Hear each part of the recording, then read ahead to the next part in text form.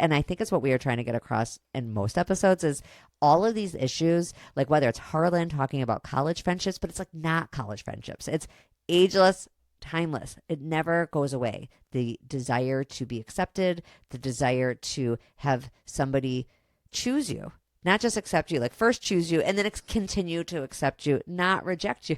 That's the opposite of the rejection. There's no age when that doesn't matter. Maybe it hurts less. Maybe you, through age, have more experience of it working out in the end, and so you don't hold on so tight every time.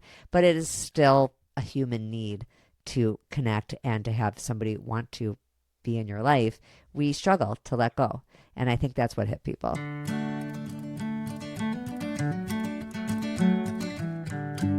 Welcome to Dear Nina, conversations about friendship. I am your host, Nina Badzin. I'm here with my assistant producer, Rebekah Jacobs, who's now been on a lot of episodes. We've had some really good ones. Welcome, Rebekah. Thank you so much, and happy upcoming birthday. I think it's really soon. Do you forget what number you're at? Okay, so sometimes I do. Sometimes Because I do too. I'm glad it's not just me, because sometimes I spend half the year saying I'm going to be such and such age. In this case, 49. This happened to me last year. I spent all of 2024 saying I'm going to be 48. And then December came and I had to actually ask Brian, am I turning 49 or turning 48? I also have asked. There is something between, am I 46, 47, 48 that I cannot remember. 49 will be easier. Quick thing on birthdays. We're not going to say much more about it today because we have an episode coming up in 2026 that really goes into birthdays more, because birthdays is a big topic around here. It brings up some serious feelings. So I just want listeners to know that I'm skating over the birthday thing because there'll be an episode coming. So make sure you are following on whatever platform that you listen to the podcast on, Spotify, Apple, YouTube, whatever it is. I use Overcast. We have some very juicy episodes coming up in 2026 already. Some planned. We haven't recorded yet. We are open to some. We have pitching guidelines on the website if you are ever looking for them. And I think I will go ahead and put those in the show notes this year. But we are choosy. Rebekah, when people write to me, I do write back that we are choosy because we are. We've done this for 4.5 years, and you really got to work hard to come up with a topic that we have not covered. And we want that because we want it to be special and relevant and exciting and not repetitive. So it's for our listeners. Yes, exactly. The listeners want fresh material. What we are doing today in this episode is we're going to tell you some interesting stats for the year. We think they're interesting. The top 5 cities that you live. We're going to tell you the top 5 episodes and what the takeaways were from those episodes and why we think those might have performed the best, but you may feel differently, so write in and let us know. Also, for each of us personally, the top moment of the year in the podcast and our experience with the friendship challenges. So we are going to pack all that in, lots of interesting and useful information, I think, and reflective information in this episode. Okay, great. So the top cities where we've performed the best are number 1, New York City. And it was a far number 1, I want to say. It wasn't like even the second city was just under it. The other 4 are kind of comparable. Number 1, New York City, was way heads and shoulders above. So thank you, New York. Thank you, New York. We love you. Number 2, Seattle. Seattle has been the number 2 city for years. I want to tell you, I do not know anyone in Seattle. Number 3, this will come to no surprise. We are both from Chicago, my kind of town. That's our childhood. That's our childhood friends. That's our moms. Yes, and mom's friends. They are spreading the word in Chicago, so thank you. Number 4, again, not a surprise, Minnesota. Yes. So Minneapolis in particular, they do it by city. Yeah. I just want to be clear. So it was New York, Seattle, Chicago, and then Minneapolis was number 4. Pretty close to Chicago numbers. Minneapolis, thank you for representing my real hometown. I've lived here. Chicago is the hometown as in childhood hometown, but I've lived in Minneapolis for 25 years. Number 5, I also have lived there, but not in years. Number 5, Los Angeles. That's where I moved after college. I still do have a lot of friends there, but hopefully they're passing it around. Yes. Do you have friends in LA? I do have some friends in LA. So yeah, maybe they've told friends too. So thank you to everyone in those 5 cities. And there was lots of other cities. So thank you to all the listeners for tuning in this year. The top 5 countries were obviously United States was number 1. Canada was number 2. The UK was number 3. Australia was number 4. So all of those are not surprising because they're English speaking countries and that makes sense. I thought this was interesting that number 5 was Germany and number 6 was France. thanks to the international audience. There's also a lot more countries where we are trying to spare you because not anybody but the two of us is probably interested in the really minutia weeds of where the listeners are coming from. But those were the highlights of cities. Okay, so one of the other highlights that you really, I think, worked on and really with the goal of deepening and strengthening friendships were the monthly friendship challenges. So we're not going to spend too much time on how they went, but I would like a little reflection. The first question is just going to be rapid fire. What was your hardest challenge? So I think for me, my hardest challenge was the one for October, which was to ask your friends more questions. And it's not because I'm not good at asking questions. I think I am. I'm a podcaster, I'm an interviewer, but I get self conscious at a certain point that am I asking too many? And the guest was Jonah Kaplan, who is a reporter, a journalist. I think that he's exceptional at it, of course. He literally does this on air all the time for a living. And he feels like there's just no line where it's like too much, where you can be asking too much. And we cover it a lot in the episode, so I won't regurgitate it all here. But I still, even though I know that technically you almost can't ask too many, at a certain point you start to feel like, does this person think I'm interviewing them? What about for you? For me, you had a challenge about having older and younger friends, and I do have older friends, but I don't have as many younger friends. And I know I think you met some of yours through tennis. Yes.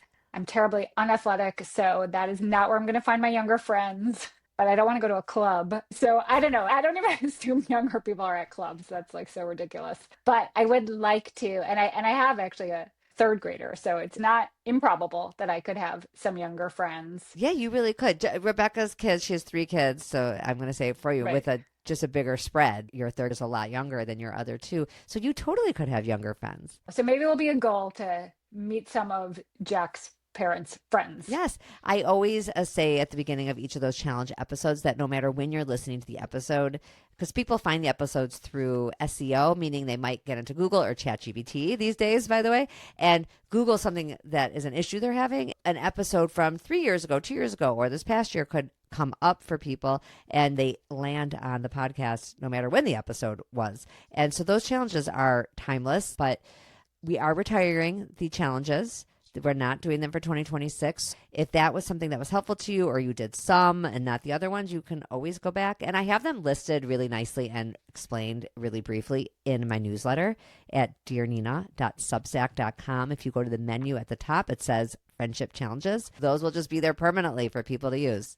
I love that. And now, what was the most fun? Which one did you just have the most fun with? I ended up having the most fun with the Create a Friendship Ritual.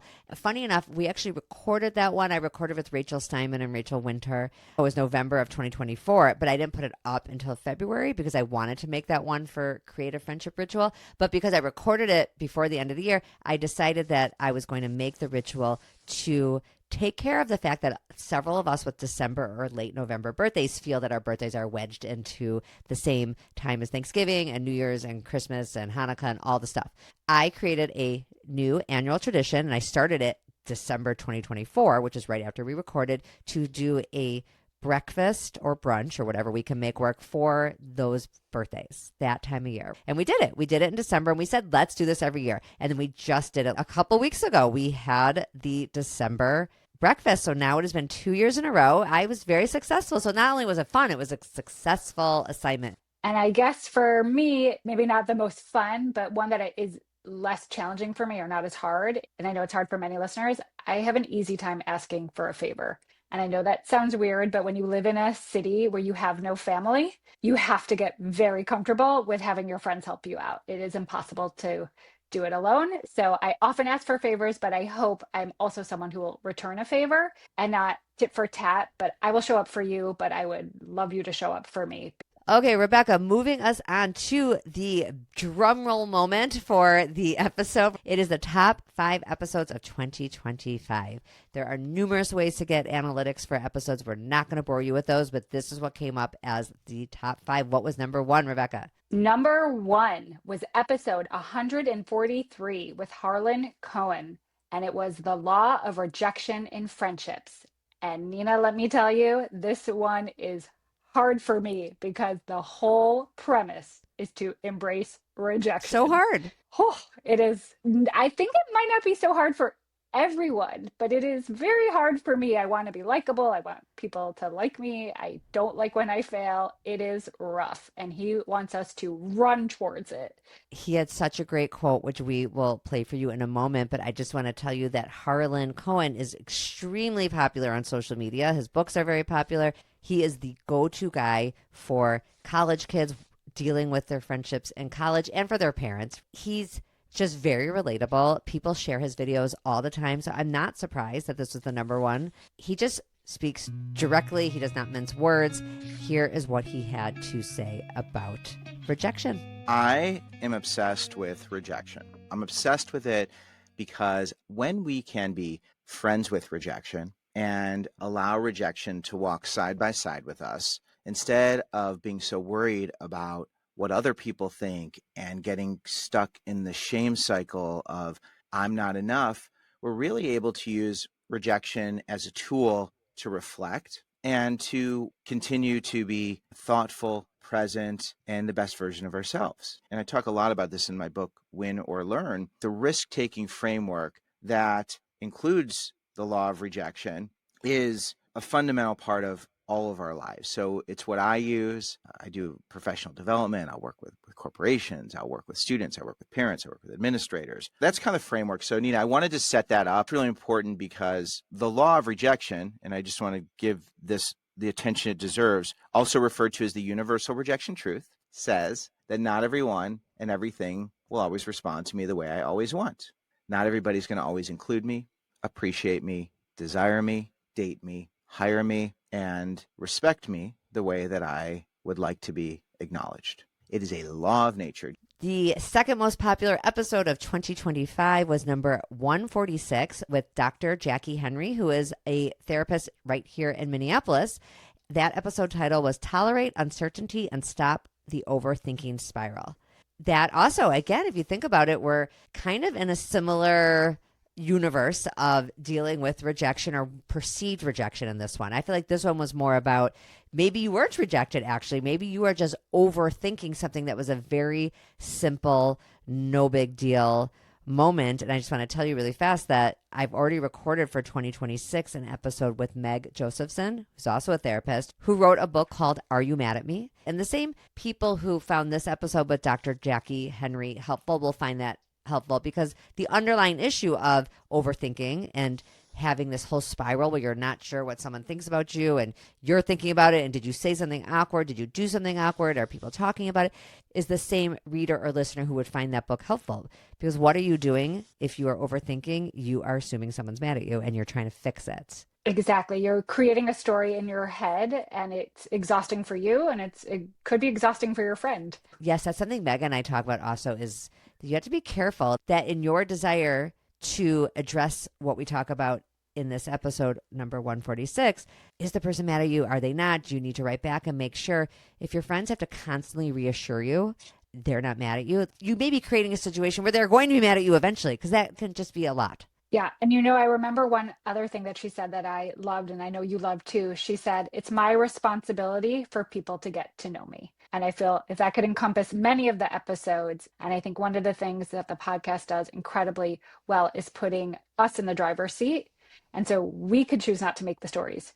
We can stop the overthinking, the spiraling, and we can be the person to get to know that it's not your friend's job. It's my job. Yes, I love that. And let's listen to one of my favorite moments from that episode right here, and then we'll move on to the next one. I want everybody to encourage themselves to lower the stakes in some of these interactions. You don't have to perform a friendship. You can just be in it. Your friend probably isn't mad at you. You've probably just been alone with your brain too long. If there's ways to kind of move out of your head and into your life, that will only benefit your friendships and other relationships too. That was so good. And I needed to hear it. Sometimes we know things and we just need a reminder. Absolutely. She was so relatable. Like, she's a therapist, but she was feeling all these things too herself. That was part of the beauty of that episode, is Dr. Jackie gave some examples from her life, and I did too. And I could think of 100 more since then. by the way. And another therapist will bring us to episode number 332, The Four Types of Connection with Adam Dorsey. Oh, here we are again. It is the fear of rejection. Yes. I feel it in my stomach, but learning how to handle rejection and failure well and be willing to try new things, small risk, big risk, is so important. Again, it's that whole idea of if we're disconnected from people, we're lonely, or sometimes you could be surrounded by people and still be lonely. Yeah. First, we're going to hear a clip that he words so beautifully about handling failure well, which is just another way of saying dealing with rejection. Rejection, failure. This could be you reached out to a friend and they never write back, or not even a friend, but maybe someone you're hoping to get to know.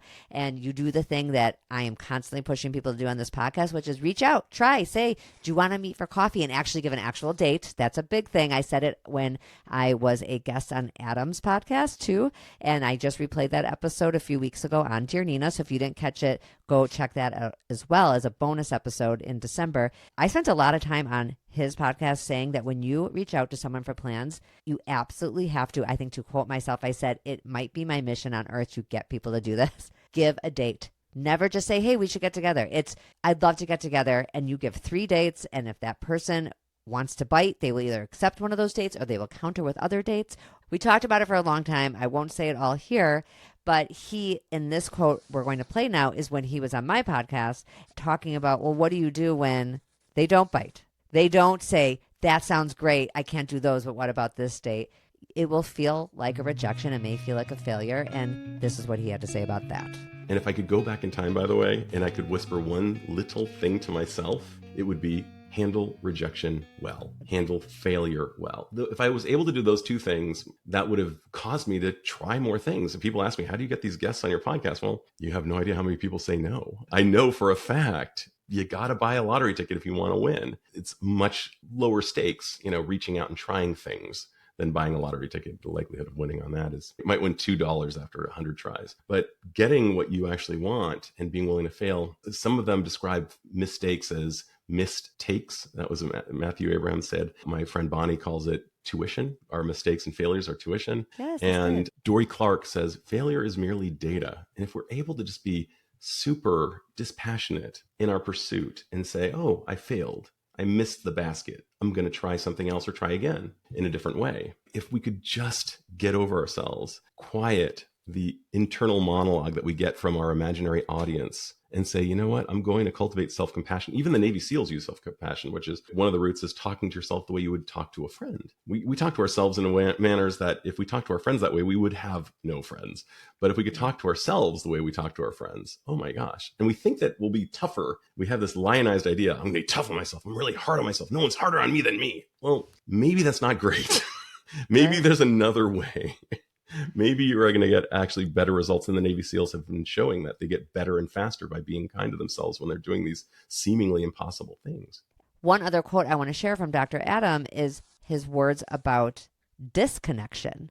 So our episode was about the 4 types of connection, but then he had this to say specifically about the danger of disconnection. And I liked this moment because it just affirmed what we are doing in this podcast, which is putting such a spotlight on friendship and the importance of these social connections and just how to do them and also get through the awkwardness of it all. And if you think about it, the DSM, which is the Diagnostic and Statistical Manual that we use for diagnosing people, it's the American Psychiatric Association, virtually every described mental condition has in it a form of disconnection. Depression, we disconnect with the present because we're thinking about the past. Anxiety, we're disconnecting from the present because we're thinking about the future. And with trauma, we're disconnecting from the present because we're dissociating or having various out-of-body experiences, depersonalizing, and a whole bunch of other things. So if almost everything we don't want contains disconnection within it, it seems logical, and it's been my experience that virtually everything we want has connection within it. It's the common denominator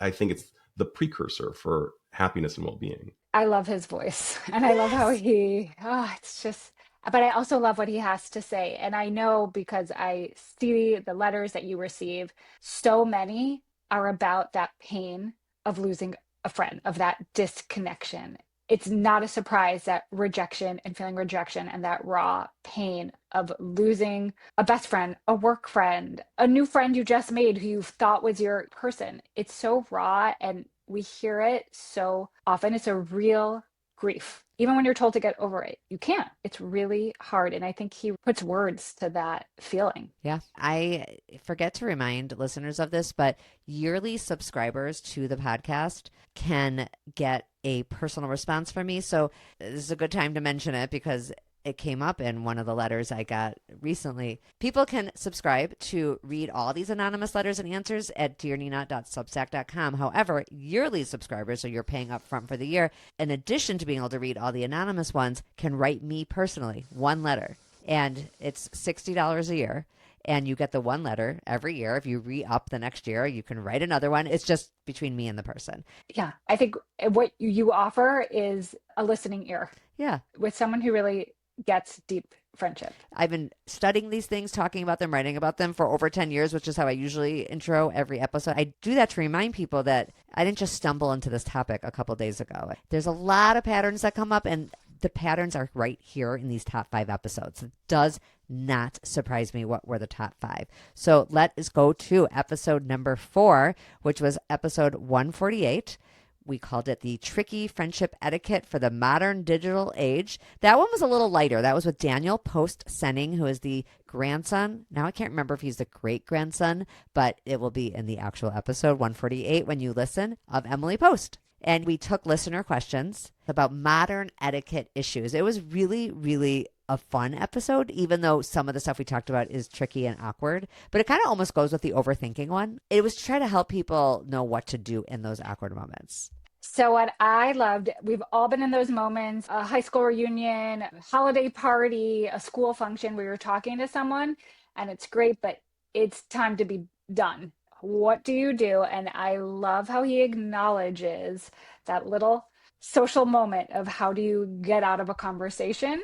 And it was great advice. It was great practical advice. And every question was like that. I loved it. We talked about if a work friend wants to be your friend on social media, but you don't necessarily want to do that. There was a lot of these tiny social moments that can become bigger issues if they aren't handled delicately. So let's hear what he had to say. Exiting a conversation gracefully. I know this is right in the Emily Post etiquette wheelhouse, but it's a question that came up in the group. How do you exit gracefully without being rude? Let's say you're at a cocktail party or some sort of school gathering where there's just a lot of people and you want to talk to other people, but you don't want to be rude and make the person feel like, I don't want to talk to you anymore, even though that's kind of the case. I get to give the most etiquette-y answer ever. Yes. It's an etiquette-y question. It's a good one. Magic words are magic. They can get you out of all kinds of difficult, awkward, uncomfortable, or just boring situations. Although something my mother did used to tell me, never say you're bored. That's like saying you're boring. No one's responsible for your attention but you. My mother taught me magic words. I inherited a magic words teaching slide from my mother, the 4th generation of the Post family. And on that slide are 3 words that everybody thinks of, please and thank you. But then the next set of words on that slide is you're welcome. Oh, okay. Can I guess one? Take me to the final 3. Give me the final 3 on the slide. slide. Is one of them, excuse me? It is. Oh, yes, because I was thinking, I'm like so excited. I love the quiz. I'll let you do the rest. I was just real excited. It's a magic word. Also, pardon me and I'm sorry. Please, thank you. You're welcome. Don't always minimize other people's thanks. It's not always, it was nothing. It was no trouble. No, I'm trying to thank you for something. I wasn't worried about it. It's not a no worries answer. It's a thank you for X, Y, or Z. You're welcome. It was no trouble. Whatever it is. Excuse me. I don't mean to interrupt, but excuse me. And then the thing that you were going to do. And before you say excuse me, it's rude. You're mid-sentence. I just turn. I stop making eye contact and I walk away. Rude. Excuse me just a minute. I really need to use the restroom. Turn my eyes, walk away. Not rude. I've showed some consideration. I've showed some awareness. I've acknowledged the social infraction before I made it. It just shows such consideration, such care for someone else, even if it's followed by something that was a little bit difficult or a little awkward, like departing mid-sentence. I also like to include pardon me, because it's nice to have a little bit of variation, a little room to play. And even I'm sorry. Not every I'm sorry is about expressing deep contrition or regret. Sometimes just, oh, I'm sorry. I just saw my mom come through the door. I really need to give her this before anyone else sees her and grabs her attention, whatever it is. That those 3 words, but excuse me and pardon me, are great for exiting conversations. And number 5 was episode 151, Myths Around Adult Friendships with Jasmine Proctor. Another therapist. People liked the therapist this year, Rebekah. We'll bring some more. Yeah, We'll bring it to you. I have to brag about you, though, for a minute, because what was interesting for me with this clip is that you had talked about old friends when you were invited on NPR Life Kit. I am going to gold star brag you. That was a huge accomplishment for 2025. Thank I you. was so proud of you. It's not a small deal. It's a huge deal. You really defended old friendships. She had something else to say. And so it's a very interesting, there's no right, there's no wrong. It was just a very interesting way of looking at old friends. So I don't know if you want to say what you said. This was an interesting 2025 moment where there is a lot of space in between when you record a thing and when it gets released. So I'd recorded this episode on NPR's Life Kit, which, by the way, I was very excited later in the year got sliced up and repeated on All Things Considered. So that was like a big deal. That was about maintaining longstanding friendships. And implied in that, I don't even think we had to say it, implied in discussing the work it takes to maintain longstanding friendship is that that's a worthy endeavor. And then I interviewed Jasmine in that in-between time. So we'd already recorded the NPR. I interviewed Jasmine, and she had pitched me this idea. It was a great pitch. Again, if you are looking to pitch an episode, it has to be something I've not done. I want specific ideas. Even the title, she'd already had the title, and it was The Myths Around Adult Friendships. And I asked her not to tell me what those myths were going to be until she came on the episode. I thought it'd be more fun to do it live so I could react to it in real time. I think number 1 was, so I don't remember exactly how she worded it, but it was something on the lines of this idea that we need old friends is a myth. And I just recorded this thing on NPR and I was like, oh no, Jasmine, guess what I just did? But we probably would both agree, Jasmine and I, that there is a value to old friendships. And she discusses in the clip what that value is.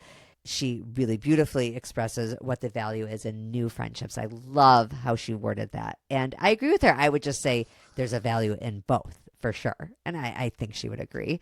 She was defending the new friendship and why it is the most helpful thing maybe in the present moment. So let's hear what Jasmine had to say. I think history is beautiful to have with people. I think history says a lot of that grace aspect. It says a lot about you've been able to allow this person space to grow and evolve. You have been with them on the journey. And it is sometimes so refreshing to not have history with someone, to be able to build a friendship from an authentic place of the present and what's happening right now and where you are right now. You're not dismantling old patterns. You don't have to process anything. You're just meeting the person where they are and they're meeting you in your growth. And that's unmatched. Yeah, that was great. And I think there's a freshness in someone meeting you as you are now. And there's a beauty in someone knowing who you were then. And I know that came up for us in our beaches episode, which we had so much fun recording, episode 172. And I think in that, one of the things we discussed, which we won't belabor too much here, but they got into a massive fight and they made up. And I think a lot of the episodes you actually covered this year was also about making up, letting things go, learning how to apologize, repairing a friendship. Not everything is toxic and terrible, Yes. and some things you just let go. It's interesting. Sometimes it's like the life is short concept can go in both directions. On one hand, life is short. Why would you put up with behavior that isn't the most perfect friend behavior? And on the other hand, life is short. Why wouldn't you let some things go? This person's been a good friend most of the time. They've put a lot of deposits in the friendship bank, and sometimes you got to take a withdrawal. And I can make an argument for either side, and it's really a case by case basis. I really don't think you can make a big, huge deal about everything. But if something is constantly coming up, there's always an issue. That's where I go, okay, life is too short. I agree with Jasmine on this. You don't need to hold on to every friendship just because they're old friends. There is a place for letting go of old friends and current friends, but not because they make a mistake once in a while or they have one personality quirk that bothers you. We bother people too. And thank goodness, thank God, people let them go, I assume. Okay, so we also have a moment of reflection. Besides NPR, there was another huge big, giant gold star that was so exciting and fun and different and really pushed ourselves out of our comfort Yes. zone. What was That that? was definitely the live show in Chicago in July. We recorded it too. It's episode number 160. So Rebekah and I went back to our hometown in the North Shore of Chicago and we recorded in front of a live audience. It was a party. It was a shopping party. It was cocktails. We had sponsors to help us make it a majorly festive night. It was a lot of work. But when I looked out in the audience and people were grinning, and then there were moments of quiet, just connecting and friendship pain, but also then it would turn into laughter. It was so special as you get in a room full of mostly women and a few men were there as well. But it was special. You did so much work. And you did too. And there were a couple moments. There was a quote from Amy Weatherly and Jess Johnson in there at the end, and people teared up. So again, another former guest. Her name's Amy Weatherly, and her writing partner, Jessica, have beautiful things they write about friendship.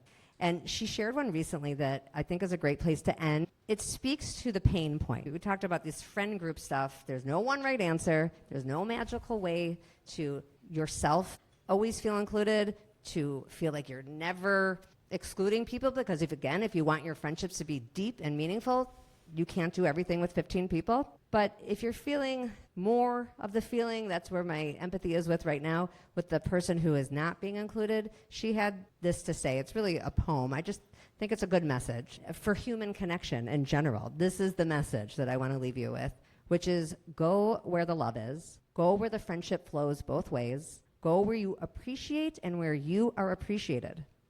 Go where the door is open. Go where the communication is good and authentic and honest. Go where the energy is uplifting. Go where you see and where you are also seen. Go where there is health. Go where the intentions are pure. Go where the expectations are simply that everyone is just themselves. Go where the spotlight shines on everyone equally. Go where you forgive and where you are forgiven. Go where you want and where you are wanted. Go where you choose and where you are chosen. Go where you value your time and where your time is valued. Go where the love is. And unashamedly, bravely, and kindly step away from everything else. Life is too short to stay in rooms not made for you. Go where the love is. I mean, actual tears. The topic was friend groups, but what we really were getting into is being included in a group or not being included, and is ageless and timeless. That's what we were trying to get across in that episode, and I think it's what we are trying to get across in most episodes is all of these issues, like whether it's Harlan talking about college friendships, but it's like not college friendships. It's ageless, timeless. It never goes away. The desire to be accepted, the desire to have somebody choose you. Not just accept you, like first choose you and then continue to accept you, not reject you. That's the opposite of the rejection. There's no age when that doesn't matter. Maybe it hurts less. Maybe you, through age, have more experience of it working out in the end, and so you don't hold on so tight every time. But it is still a human need to connect and to have somebody want to be in your life. We struggle to let go. And I think that's what hit people. And because we had so much fun, we don't have the exact date, but it's coming to one of our top 5 cities. Yes, and I'm going to be lazy this year and stay put in Minneapolis and make poor Rebekah travel from Washington, D.C. to Minneapolis. Yeah, it's still a lot of work, so there's not a lazy bone in your body, but it will be a lot of fun. I will only go in the summer. Yeah, of course. We had to plan this in the summer. We're very excited about this. It's going to be a celebration of 5 years of the podcast. And I have to tell you right now, everybody, it's going to be at the end of July for sure. End of July in Minneapolis, and it will not be recorded this time. So this time you're going to really have to be there to be part of the night. It's going to be kind of like a Dear Nina Unplugged. Ooh, I love it. Not recorded. I am going to close out by, first of all, saying thank you to you, Rebekah. I don't often get a chance to do this on air, to thank you for all the work you put into helping think through all of the episodes, helping me think through the pitches we get. Rebekah is behind the scenes all the time, thinking about the episodes that we are recording, but also thinking about the episodes maybe we won't be recording for any number of reasons. I need someone to talk that through with. I don't really make any decisions without you. Well, thank you, because you are an amazing boss and a person I get to call a friend. You are giving advice to women and men, and you could see it actually is changing their lives. It's making people happier and healthier and connected, and that is a gift. Oh, thank you so So much. I thank you. It's true. When I get an email from someone, a listener who's grateful for the podcast, there's only two people I share it with if I share it, and that is with Rebekah and with my husband, Brian. Because who else could I brag to? Once in a while, maybe my mom. But Rebekah works on it, so she really appreciates it too. So listeners and also other guests, I want to thank you as well as an end of the year thank you. We had a lot of great guests. We highlighted these 5, but we had some fantastic episodes. I hope you'll go through your podcast feed and look for topics that speak to you. And there are tons and tons. If you miss some while you're on vacation, maybe if you have some time off or you're going for a walk, listen to another episode. We have lots of good ones too coming up. Listeners, if you've been with us this whole time, if you're new at the end of 2025, welcome. I hope you stay with us and you will have lots to listen to. Good stuff in store for next year. Happy New Year. That's right. Happy New Year. And thanks for being with me on my birthday, guys, or right around my birthday. Come back not only next week, come back next year. Come back in 2026 when our friendships are going well. We are happier all around.